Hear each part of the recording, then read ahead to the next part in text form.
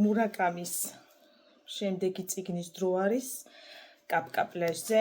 წაკითხული მაქვს ესეც კოვიდის დროს, მაგრამ ძალიან მინდოდა გადამეკითხა, იმიტომ რომ მახსოვს რომ მძიმე სიუჟეტი იყო, რა თქმა უნდა, მურაკამი არის გენიოსი, მისი დაწერილი წიგნი რაც მაქვს წაკითხული არის გენიალური. კონკრეტულად კაპკა პლაჟზე არის ნახატი, რომელიც ეკიდა ქალბატონს და ამ ისტორიაზე არის აგებული მთელი წიგნი.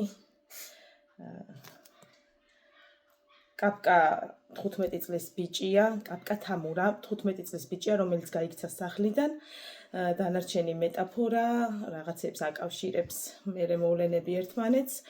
მძიმეა, რა თქმა უნდა, მძიმეა იმის გააზრება, რომ გერევა რეალურად მართლა მოხდა ეს ყველაფერი თუ მეტაფორა, წარმოსახვა თუ რა არის, აუცილებლად თქვენც უნდა წაიკითხოთ და თვითონ უნდა მივხვდეთ ეს რეალობაა თუ არა.